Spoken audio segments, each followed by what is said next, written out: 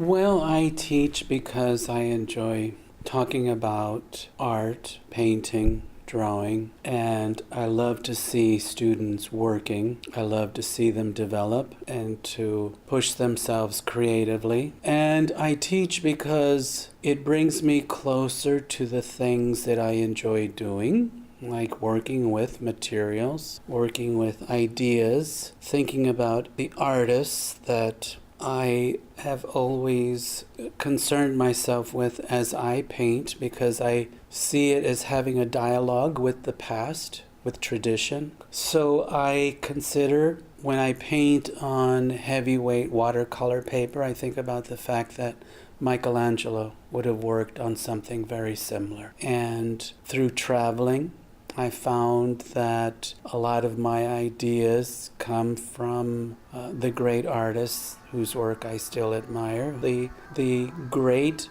painters like Van Gogh or Cézanne, or some, just if I can just think about the post-impressionists, after going to visit the locations where they painted, after looking at the art that they admired, like for instance with Van Gogh, he admired Japanese woodblock prints. Well, I started to collect Japanese prints, and my understanding of Van Gogh has changed. When I travel, I sit and think about the places where they worked, and it changes your understanding of them, and it makes for a much better experience.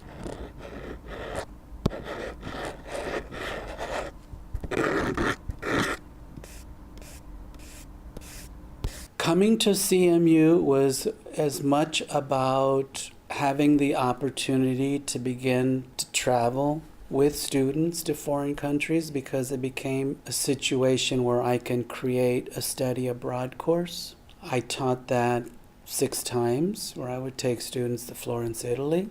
When I'm not teaching, I'm painting, or I'm thinking about what I need to cover in a course. Well, I've always painted from observation, and I have learned to simplify by seeing the reason I travel has to do with looking at things objectively. That is, to find beauty in those relationships of form and light and structure that are unique to me. But I still maintain the importance of making things with my hands, and I am still thinking about how tradition is important to my work.